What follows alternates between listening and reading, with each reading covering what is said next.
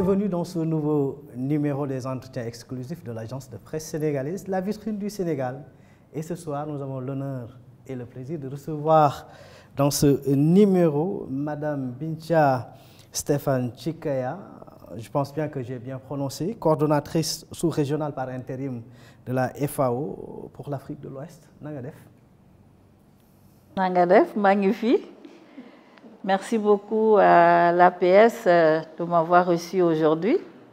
Et surtout, nous sommes sensibles à votre entretien, mais également à l'attention que vous portez à l'agriculture, mais également aux activités de la FAO au Sénégal et dans la sous-région de l'Afrique de l'Ouest.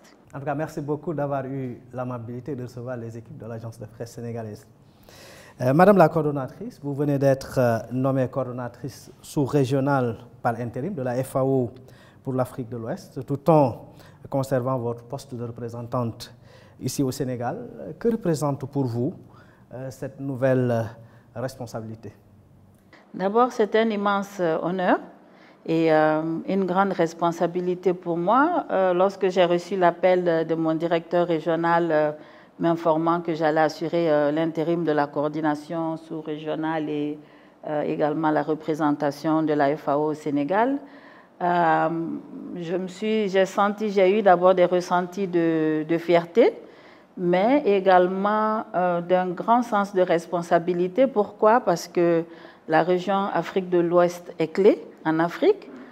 C'est une région qui est pleine de défis, mais également pleine d'opportunités.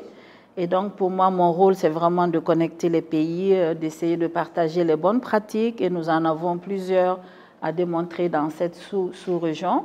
Mais surtout, agir pour une meilleure nutrition, un meilleur environnement et une vie meilleure pour tous les habitants de la zone Afrique de l'Ouest.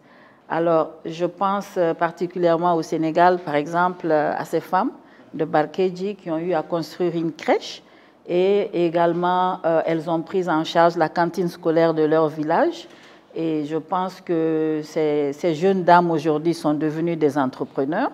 Ce ne sont plus des productrices. Et donc, le fait que nous les avons accompagnées à transformer l'agriculture en une source d'emploi et de dignité, pour moi, ce sont ces histoires-là qui me motivent tous les jours. On y reviendra de toutes les façons au cours donc, de cet entretien. Madame, pouvez-vous revenir brièvement sur votre parcours professionnel? Quelles ont été, dans une certaine mesure, les grandes étapes qui vous ont conduite à cette fonction? Alors, merci pour cette question. D'abord, je suis économiste de formation et mon parcours est vraiment une histoire d'engagement. J'ai fait plus de 35 ans d'engagement pour le développement, dont 28 ans à la FAO. J'ai travaillé dans plusieurs pays d'Afrique, au siège également de la FAO à Rome. Aujourd'hui, je suis ici au Sénégal. Et je pourrais dire que chaque étape m'a vraiment préparé à ce rôle, celui de transformer les systèmes agroalimentaires et d'améliorer les vies. Bon, par la suite, la FAO est devenue ma maison. Hein. J'ai travaillé au Niger, j'ai travaillé au Gabon, j'ai travaillé également au Ghana, où se trouve notre bureau régional. Et à chaque fois, j'ai eu à diriger des équipes concernant l'Afrique. Et chacun de ces postes m'a vraiment permis de mieux comprendre les réalités du continent, mais également d'écouter les communautés et de construire des politiques publiques qui sont plus justes, mais également qui sont plus efficaces afin de sortir les populations en Afrique de l'immense pauvreté. Pourriez-vous nous expliquer de manière plus concrète ce qu'est la FAO et principalement ses missions? La FAO, c'est lutter contre la faim. La FAO, c'est lutter pour une agriculture durable. Et ici au Sénégal, nous sommes là depuis 1977. Mais si je fais un petit retour en arrière, la FAO a été créée le 16 octobre 1945, précisément au Québec. Et elle est née juste quelques jours avant le système des Nations Unies. Et son rôle régalien, c'était vraiment de sortir les gouvernements de la faim, et c'était de les aider également à développer des politiques agricoles qui allaient faire de sorte que l'agriculture soit un moteur économique des pays. Et donc, nous, notre rôle, c'est de travailler main dans la main avec les gouvernements sur des projets concrets, mais également sur les priorités nationales du gouvernement.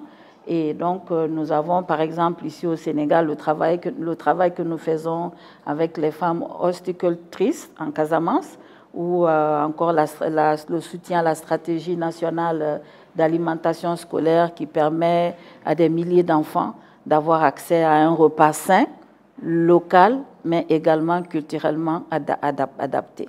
Donc le rôle de la FAO, c'est principalement d'aider le gouvernement, mais également d'aider les populations à utiliser l'agriculture comme un levier, comme un moteur de développement, mais également une source de richesse. Justement, parlons un peu du Sénégal. Quels sont aujourd'hui les projets phares que vous pilotez ici?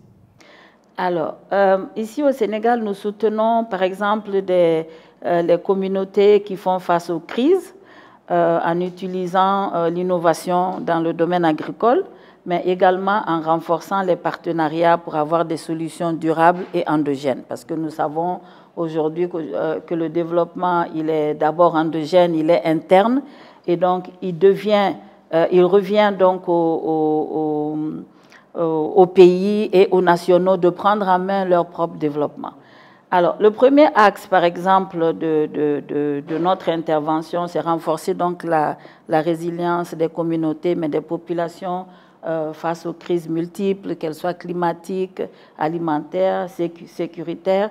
Et nous travaillons, par exemple, à relier l'urgence à la durabilité en soutenant les communautés et les institutions pour qu'elles puissent non seulement faire face, mais rebondir encore plus forte et pouvoir se développer concrètement en termes disons, d'entrepreneuriat, mais également de pouvoir subvenir à leurs besoins critiques. Peut-on avoir quelques exemples concrets de réalisation ou d'impact sur le terrain, notamment au niveau des zones vulnérables? Par exemple, je pourrais prendre, tout à l'heure, je parlais du soutien que nous avons aux femmes horticultrices. Nous avons également œuvré dans le domaine de l'emploi des jeunes ou d'adaptation au climat. Et donc, concrètement, nous avons, par exemple, à Louga, des femmes qu'on a soutenues, qui ont pu reverdir des terres. À Kaolack, nous avons par exemple un jeune qui a pu transformer des céréales locales. Alors tout ça, là, c'est un peu l'impact. Alors dans le secteur de la pêche, nous avons pu accompagner ces femmes horticultrices de Saint-Louis à Cap Skirring et nous les avons aidées à installer des plateformes de transformation modernes, moins polluantes, plus sûres, plus rentables. Et aujourd'hui, nous pourrons dire que ces femmes sont devenues, on ne peut plus les appeler des productrices, mais vraiment des entrepreneurs et qui sont devenues un modèle pour leur communauté. Dans le cadre de la reforestation, on a vu par exemple que des zones qui étaient considérées arides et qui n'étaient pas productibles, on a pu soutenir ces communautés à changer le sol, à changer la typologie du sol pour leur permettre d'avoir une zone de production réelle et aujourd'hui qui est, disons, qui constitue la base de toute une communauté. Donc par rapport aux réalisations concrètes sur le terrain, tout à l'heure je vous parlais de l'exemple des femmes de Barkéji qui m'a beaucoup marqué, où nous avons construit une crèche et une cantine scolaire, vraiment en aidant les femmes avec de petits outils. Également à Koili Alpha, où il y a une réserve naturelle, on a pu faire renaître cette réserve naturelle et vraiment, disons, donner une histoire de dignité, mais aussi de leadership aux communautés locales.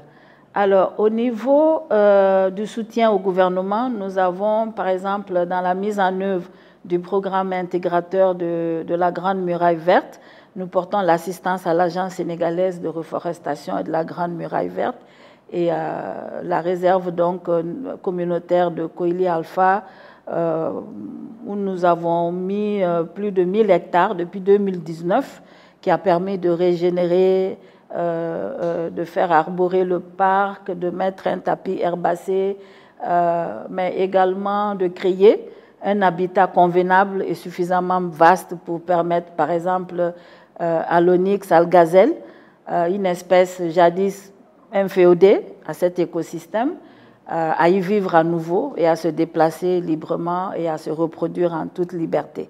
Alors, ce sont là des exemples vraiment de succès que nous avons eu ici au Sénégal, pour lesquels nous sommes fiers d'avoir accompagné le pays dans ce sens. La coopération entre la FAO et le Sénégal, parlons-en, comment vous la qualifiez? Alors, la coopération entre la FAO et le Sénégal, elle est excellente. Nous mettons en œuvre et nous avançons sur des priorités communes, ce qui veut dire la souveraineté alimentaire, l'innovation, mais également l'agriculture durable. Le Sénégal est un partenaire très engagé et visionnaire que nous apprécions et que nous essayons tous les jours de positionner en leader au niveau de la sous-région. Et nous vivons tous les jours vraiment une franche collaboration avec tous les ministères sectoriels chargés de l'agriculture, de l'élevage, de la pêche, de l'aménagement du territoire. Et tout ceci nous permet vraiment d'assurer une assistance technique au gouvernement du Sénégal et également pour l'application des conventions internationales telles que l'accord de Paris sur le climat, la mise en œuvre de la feuille de route sur les systèmes agroalimentaires, l'élaboration du plan national pour la décennie des Nations Unies sur l'agriculture familiale, etc. Ce sont tous des domaines où nous avons accompagné le gouvernement du Sénégal et tout ceci témoigne vraiment de l'engagement du Sénégal. Et depuis 2019 également, le Sénégal abrite le bureau sous-régional de la FAO pour l'Afrique de l'Ouest. Et à ce titre-là, elle s'est véritablement positionnée en hub sous-régional. Et donc, nous sommes là pour profiter de cet espace, essayer de créer les liens économiques et culturels qui existent déjà entre le Sénégal et puis ses pairs de la sous-région, mais également de créer l'espace pour commercer entre les pays de la sous-région, de telle sorte à ce que les crises ne s'arrêtent pas aux frontières, mais qu'elles continuent au-delà des frontières pour véritablement embraser toute la région, toute la sous-région. Quels sont aujourd'hui les partenariats plutôt clés qui soutiennent la mise en œuvre de vos interventions? En quoi ces collaborations vous aident-elles à atteindre vos objectifs sur le terrain? La FAO se positionne véritablement en utilisant ses partenaires comme les siens, si je peux le dire ainsi. C'est-à-dire que nous travaillons avec les ministères, nous travaillons avec les agences nationales, avec les donateurs, nous travaillons par exemple avec le Canada, l'Union européenne, le Japon, ainsi de suite, et toutes les communautés, ainsi qu'évidemment les institutions sous-régionales telles que la CEDEAO, le SILS et tout. Et à travers notre stratégie de partenariat que la FAO a pu élaborer, c'est de se dire que bon, l'espace de l'agriculture, nous ne sommes pas les seuls. Il y a plusieurs intervenants. Alors, on gagnerait à coordonner ces partenariats afin que le résultat que nous laissons au niveau des pays soit véritablement des résultats concrets, de telle sorte que les pays n'aient plus à réinvestir dans ces domaines, qu'on fasse les choses, qu'on mène le domaine de l'agriculture de manière coordonnée. Alors, donc, pour atteindre ces objectifs de sécurité alimentaire et aujourd'hui même de souveraineté alimentaire, de nutrition ou même de développement agricole durable, nous visons vraiment à maximiser l'impact. Et en collaborant donc avec tous ces divers acteurs que je viens de citer, y compris le secteur privé, la société civile, les institutions de recherche, tous pour que nous convergions à maximiser cet impact au niveau des pays et avoir des résultats clés qui pourront faire avancer le développement du pays en matière de ressources agricoles. Quelles sont les innovations ou approches que vous encouragez pour renforcer la résilience des communautés, notamment rurales? Ah, je dirais le digital. C'est la nouvelle approche. Je dirais le digital parce que à travers le digital, l'agriculture peut beaucoup. L'agriculture peut énormément avec le digital. Et aujourd'hui, ce que nous recherchons, c'est que les communautés puissent travailler moins dur.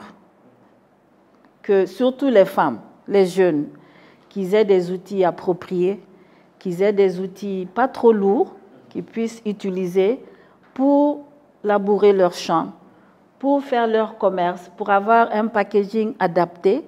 Et donc, pour nous, le digital, nous avons eu ici un modèle au Sénégal que nous avons testé et qui marche jusqu'à présent bien à travers l'ANCAR, qui était l'initiative des 1000 villages.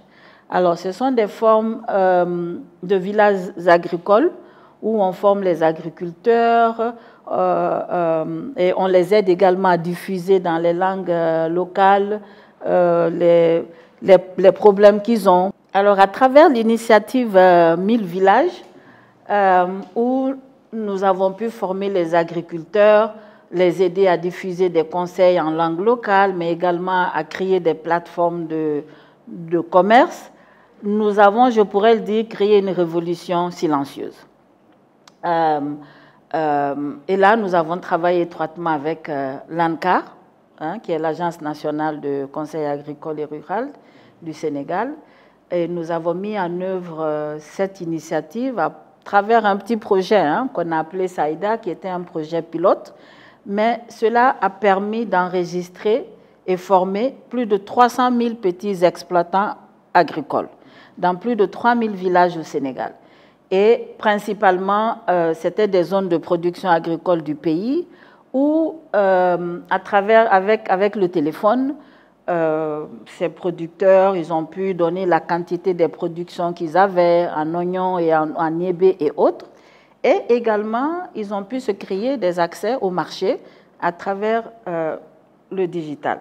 Et nous voyons dans un sens plus large qu'aujourd'hui, nous utilisons les drones, nous utilisons l'intelligence artificielle, vraiment qui contribuent tous à faciliter le travail, surtout des petits agriculteurs et des jeunes, des femmes qui très souvent fuient l'agriculture par peur d'avoir affaire à des grosses machines, d'avoir affaire à des outils qu'ils n'arrivent pas à utiliser.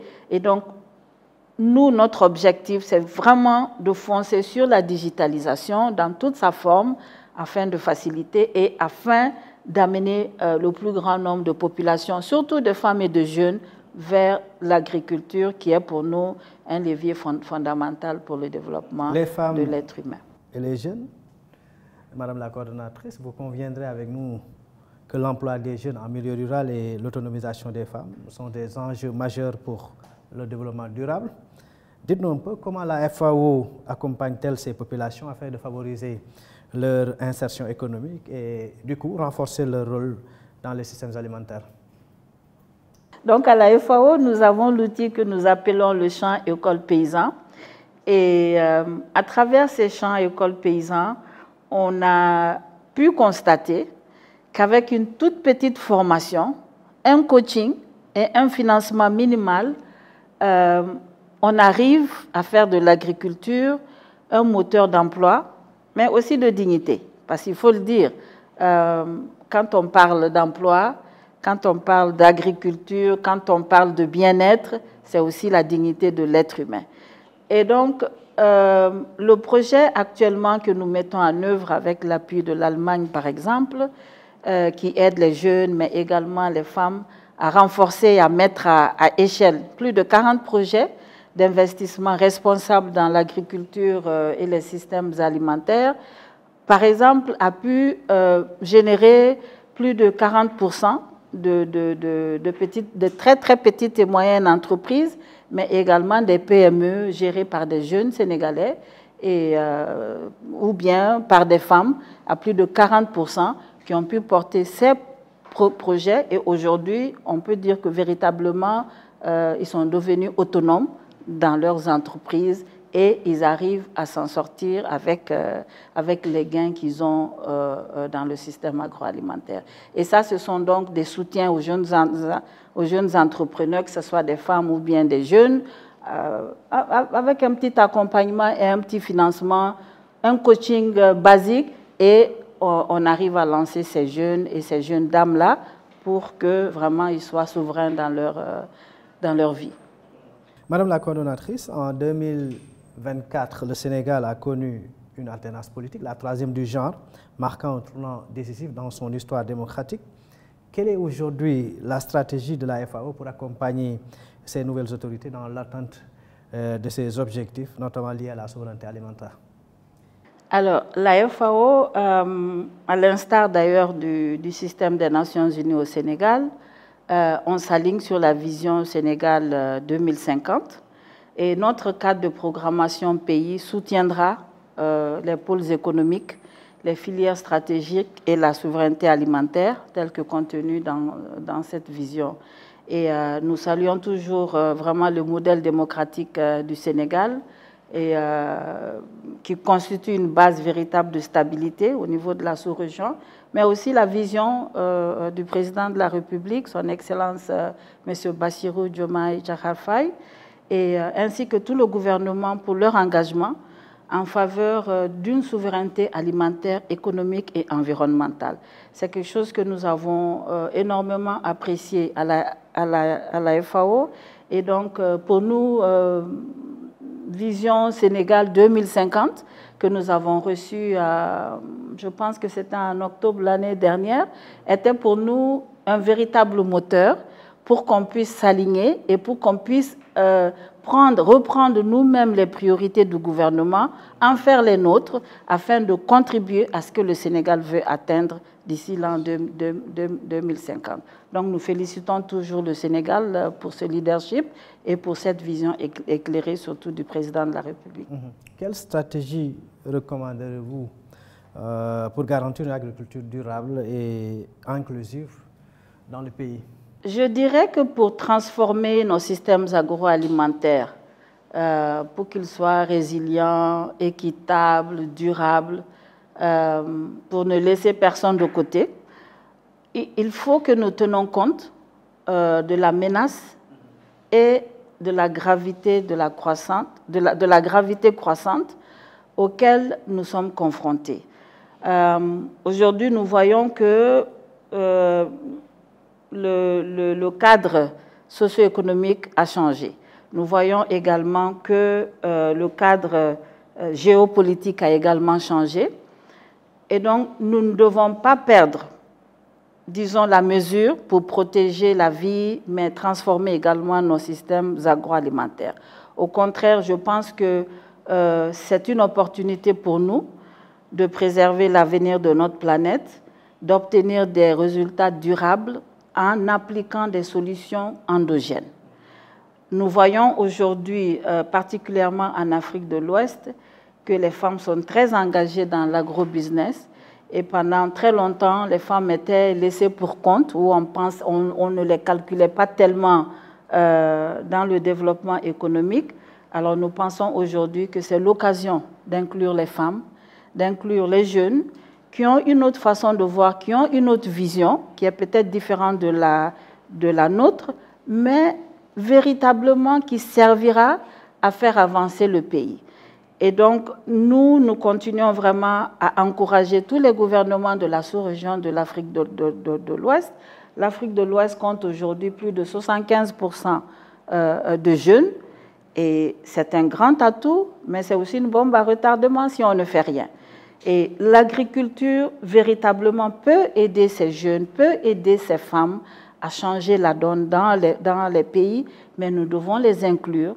Nous devons programmer, faire des plans par rapport à ce qu'ils veulent faire pour qu'ils puissent véritablement faire partie de l'économie à part entière et donner du meilleur d'eux-mêmes afin qu'ils soient reconnus aussi dans la société comme de véritables contributeurs. Quelles sont aujourd'hui vos ambitions à court ou moyen terme pour le Sénégal et pour la sous-région?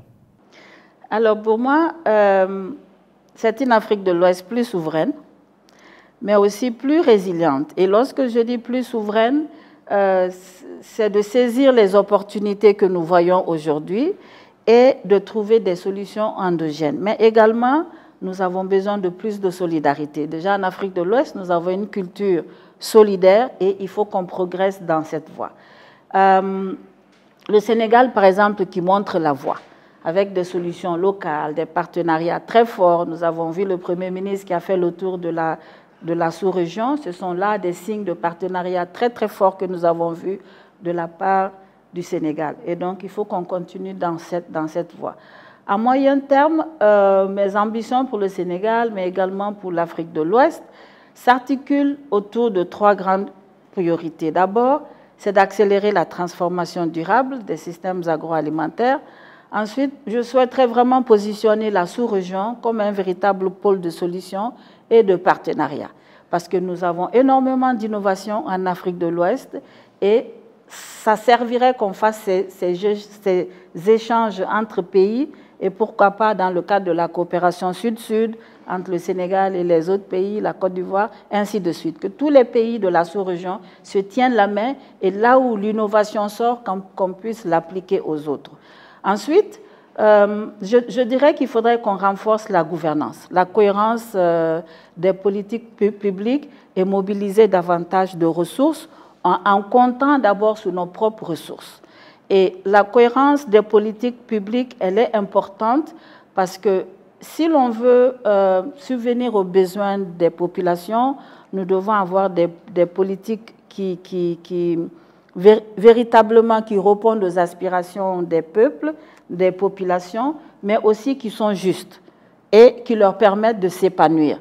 Et ceci, quand je le dis, on doit avoir le concept au niveau des pays. Madame la coordonnatrice, on est arrivé au terme de cet entretien. Quel est votre mot de la fin? Alors, d'abord, c'est de vous remercier vraiment l'APS de nous avoir entretenus aujourd'hui et également de rappeler que la FAO est un partenaire du Sénégal, mais également de tous les gouvernements de l'Afrique de l'Ouest. Et nous continuons à œuvrer pour la modernisation des systèmes de production et de nutrition en Afrique de l'Ouest et au Sénégal. Nous continuerons également à œuvrer pour la productivité et la performance du système de production. Nous continuons également les recherches vers l'innovation pour de nouvelles technologies et également nous continuons à appuyer les gouvernements à travers le Conseil agricole.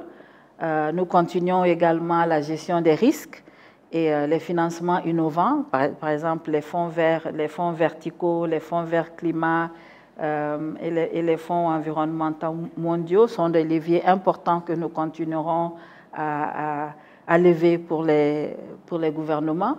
Et nous continuons également d'ajouter de la valeur et de créer l'accès au marché pour les petits producteurs, les petites et moyennes entreprises, afin que vraiment ils continuent à faire ce qu'ils aiment faire. Alors, je voudrais rappeler également que cette année, le 16 octobre, la FAO fête ses 80 ans, donc elle est vieille de 80 années. Et au cours de toutes ces années, nous avons aimé accompagner les gouvernements et nous avons apprécié également le soutien qu'ils nous ont donné tout au long. Et je ne saurais conclure sans vraiment remercier le gouvernement du Sénégal pour son leadership, non seulement au niveau de la sous-région, mais également sur le plan continental. Cette année, en fin août, le Sénégal va abriter le forum sur les systèmes alimentaires africains, co-organisé avec AGRA. Et donc, la FAO est toujours fière de soutenir le gouvernement et tous les gouvernements en Afrique pour qu'ils bénéficient vraiment de la connaissance qu'ils vont acquérir, mais également de l'opportunité de mobilisation d'investissement à travers ce forum. Le Sénégal a toujours été là pour la FAO. La FAO restera également pour le Sénégal. Et donc, je ne peux que remercier tout le monde et vous dire encore une fois, Djeredjef. Djeredjef, Madame Bincha Stéphane Chikaya, merci beaucoup d'avoir eu l'amabilité de recevoir les équipes de l'agence de presse sénégalaise. Et par anticipation, nous vous souhaitons un joyeux anniversaire pour bientôt un siècle au service de la communauté. C'est très important. Merci beaucoup à l'équipe technique qui nous a accompagnés par rapport à la coordination de cette émission. Merci beaucoup. Rendez-vous est pris très prochainement. Mais d'ici là, restez scotchés et connectés sans jamais vous déconnecter sur les différentes plateformes digitales de l'agence de presse sénégalaise. Merci à vous.